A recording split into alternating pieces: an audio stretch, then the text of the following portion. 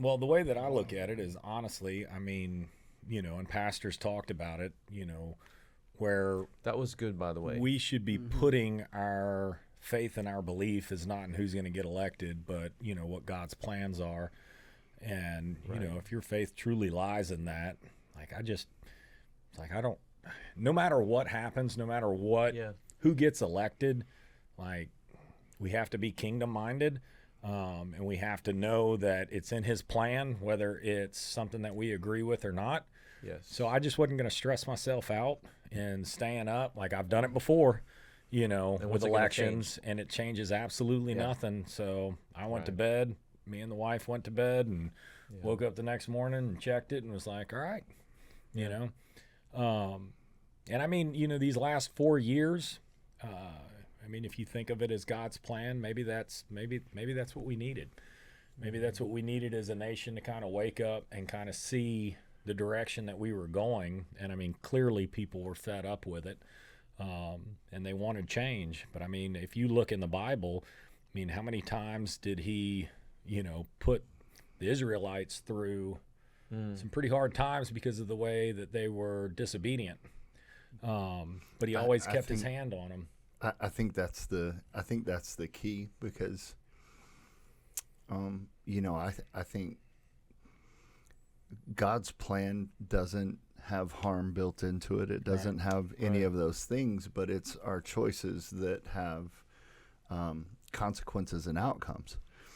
And so while it may be God's plan for, hey, he wants this candidate or whatever.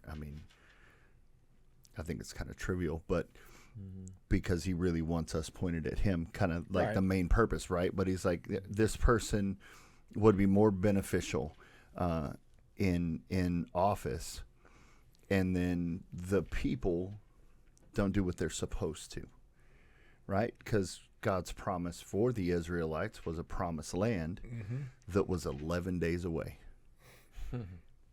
11 days away. They made it. They looked at it.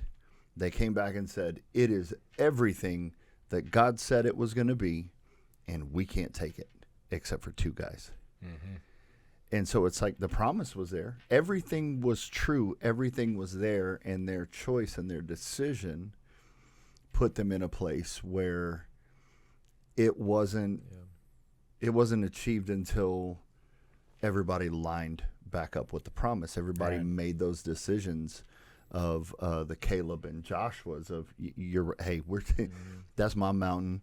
This is our promise. We can take this thing, and moved into kind of a promise. And so I really do. I think there's opportunity in all of those things that we hear what God is saying to do, or you get this great prophetic word, or you read something, or you feel something in your heart, like I really feel like God is telling me this or that, and but if you don't do anything, you know what I mean? If you don't study, like, man, I feel like God's telling you you're going to be a great doctor, when you're 14, 15 years old. You don't go to medical school.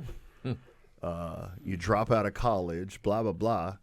God, do your part. But exactly. And I think, it ties into faith without works. It's like, I believe everything that God says is for me is true. Now, what's my part in it? Right. What do I need to do to stay in line with what he has for me? So I love how John just said it too, though. Our pastors said, especially even on that night, and we were fortunate too, because at Tuesday night prayer when we were all there, and it happened to be a night of baptisms as well. So we celebrated quite a bit. 43 Come 43 on, baptisms. But I love how our lead pastor got up and just said, just church, don't put your faith in a person. Right. I love how you just said it too, man. Yeah, no, But absolutely. just know that he has us, and the ones who are faithful, knowing that, look, his plan will prevail, because he's going to appoint whomever it is and use them for his purpose. I love that.